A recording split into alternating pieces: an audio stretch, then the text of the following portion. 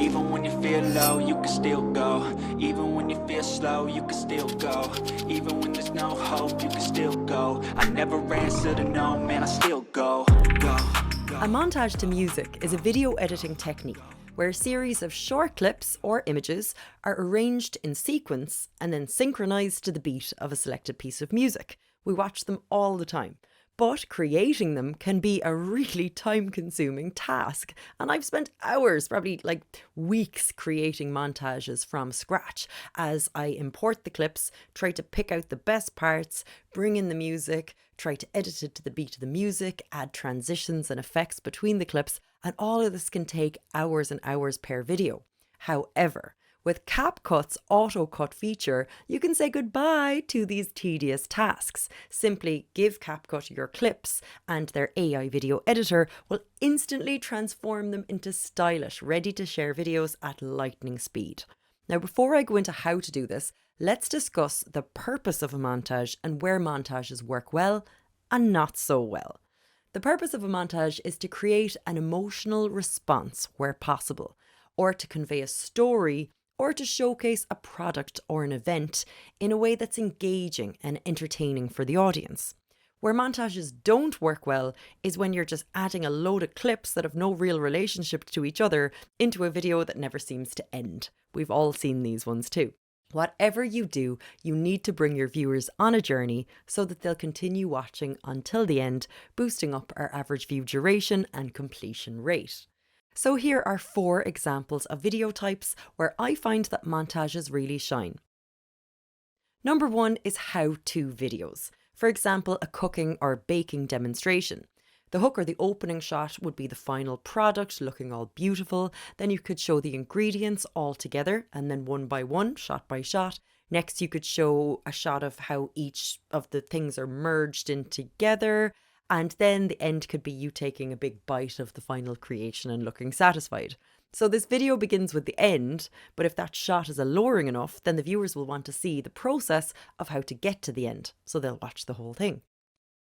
Number 2 is property videos. So once viewers see the outside of the home, then they'll probably want to see the inside. And once they're downstairs, they'll want to see upstairs and so on. The property kind of like tells its own story and hopefully keeps the viewer engaged until the end as well. Number 3 is product promotion. If you're a product-based company, you could use professional photos you've already taken, or you can take cool, slow-mo, different videos yourself that are well lit in a cool area, all from different angles, and then add them to a short video. By adding music, slick transitions, and overlays, you should hopefully be able to create an emotional impact on the viewer by impressing them enough with the beauty of the shots. And finally, number 4 is events. This is where I use montages the very most. Events have a natural beginning, which is the setup, the start of the day, people putting chairs together and laughing, the middle, the speakers or the ceremony, and the end, which is lights out. Viewers who weren't able to attend the event should be intrigued enough to watch at least 30 seconds of highlights, and then viewers who were at the event will feel encouraged to share the video, especially if they're in it. So before we go any further, I'd like you to pause me for a few minutes and write out a list of 5 montages at least that you could create in the coming weeks or months. Think of events you have coming up, professional photos that you could use, places that you are visiting, and how-to videos that you could film to show a process that could train your audience in something from beginning until the end. For this challenge, all you're going to need is the CapCut app on your phone.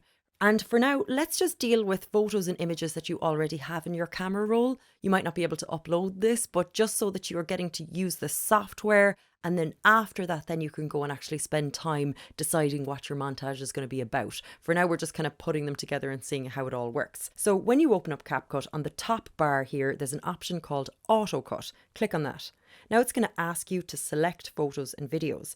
I have a folder called favorites where I've added some videos into already. You'll see here it manually chooses videos at the top. Previously, I would have said use videos only or photos only, but the photos actually work well when there's a little bit of motion on them. So click on all so that you're not missing out on a cool photo that might help tell your story.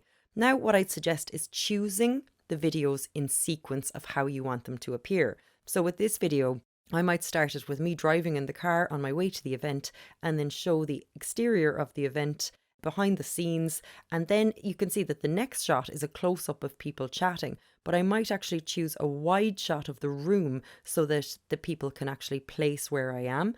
Then I might go into more close-up shots of people talking and interacting with each other and typing. And then it moves into the next part of the day where people are actually out putting into practice what they've learned. So they're using the clapperboard, filming their pieces to camera, and then I can end on that. Now, the thing about AutoCut that I don't love is it only allows us to add 16 clips at the moment. And that's a very short amount of clips to include, but it's good to know that before you start with a montage where you want to add like 100 different clips. Now you can, but it gets a little bit more complicated. I'll go into that at the very end. So click on Next and allow CapCut to analyze the clips. Sometimes it can take quite a while, especially if you've got a lot of slow motion or cinematic shots in there. So give it time and make sure not to close the app while it's open. Just put the phone down, make a cup of tea, and then come back to it and it will be done. So you can see now automatically CapCut has added those clips into a montage and created transitions, added music and different effects.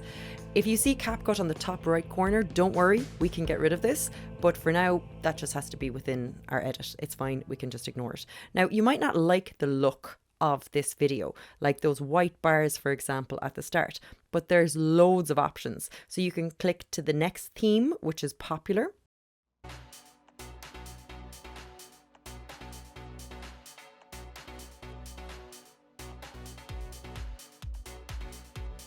For now, I'm actually not listening to the music at all. I'm just watching the video and looking at the transitions and seeing which one I like the best. So I'm going to click on this sixth one here called Pop. And within there, the next thing I'm going to do is replace the sound. So it says at the bottom default sound, and now I can click replace and I can choose songs from the CapCut library. So let me go into Pop and go for Memories.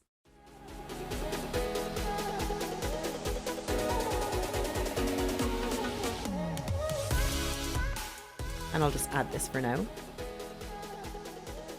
And then, if I like that music, I'm just going to click on Edit. And now you can see that I can do a lot more within Edit to change the duration of the clips or delete some of the clips. So I found at the start, the driving in the car I felt went on a little bit too long. So what I'm going to do is I'm going to click on that clip and click Replace, and then change it with maybe that shot of the outside of the building. And then take this one, the third one, and replace it with the other shot of the outside of the building. So that will be in there twice. And I like that one being in there twice so that people can read it a bit better. Now it's going through each of these. Now, this is something that I usually try to avoid. On the day, I was getting some landscape shots and I was taking some vertical shots. But putting landscape and vertical shots into the same montage, I find makes it look quite unprofessional. So I actually might swap out this shot with a different clip. And it's a pity here now because I think that these are really, really nice shots. But I'll just go to replace it with something else. And hopefully this is vertical. Yes, it is. And then I can replace this with another shot too.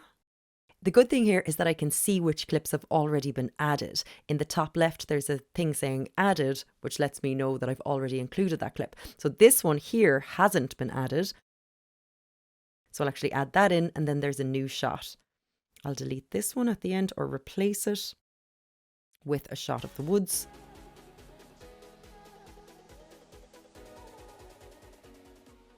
Now, sometimes CapCut will choose a part of the clip that we don't actually want it to use. So for example, in this clip, this guy is just itching his ear and we probably don't want to use that part. So I'll click on this crop option underneath and then I can move this clip. I can move it along to a different part of the clip and that's a much better part of the clip to use. The last option then is volume, and in here it usually will automatically mute the volume of your clips. But sometimes someone might be speaking and you might want to turn them up a bit, or there might be like a clap or applause, like a way, and then you might want to increase the volume of that for that specific clip, and that can be quite handy too. So that is pretty much it with the AutoCut feature, and let's just go back there and click play and have a listen.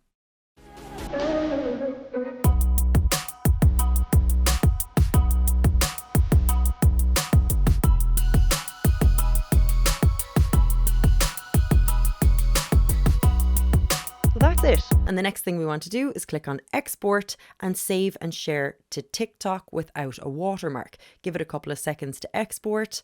And there we have the video. It will automatically open up TikTok for us. But as usual, we go back to CapCut and then press other, save video. And now the video will be saved to our own devices without the CapCut watermark. And then we can upload to each of our individual platforms or schedule to go out on a day where we want it to go out. Now click done. Now this is where I really, really love CapCut, because if I click into pop,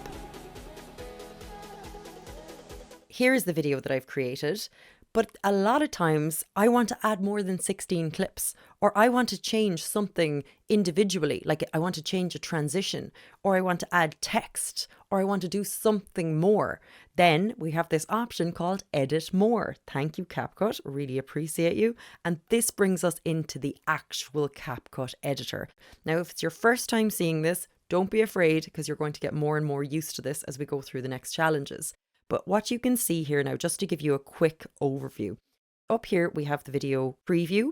Then on the first line here underneath, we have each of the individual videos. If you want, you can pinch out to see more or a longer duration of each clip. So you're literally expanding time, or you can pinch in to see less and see the whole video come together. So we can see the whole video from start to finish, and we can see the music underneath it. I can actually extend that music so that it goes on for a longer duration. And then I could just keep adding in more clips here by pressing plus and then adding in more and more different clips as I would like to. Just to get you a little bit used to the bottom bar as well, there's options under here for editing, which allows you to cut something or change where it is on the frame. Audio, you can change the music or add sound effects. Text, you can add in text to different parts. Overlay, you can add in other clips to cover the clips underneath it. Video effects, which are color flashes and things like that, that you can add. And you can add them to just one clip by pacing them out or extending them so that they are on every single clip for the duration of the video. Now that might be a little bit much, but just so that you know that they're there, click on that and delete it if you want to get rid of it. You can do photo effects, such as particles, change expression and motions, and ratio. You can change the aspect ratio of your video as well. So say you wanted to repurpose this into a square video for your feed on Instagram, then that will do that for you there as well. And of course, this handy undo, undo, undo, undo button is the button that I love the most, and I press it all the time. So I hope that you enjoyed this and you got a lot out of AutoCut, and that your viewers love your stories and how you use these montages to resonate with them emotionally or show them how to do something. And I'll be dying to see the videos that you produce online.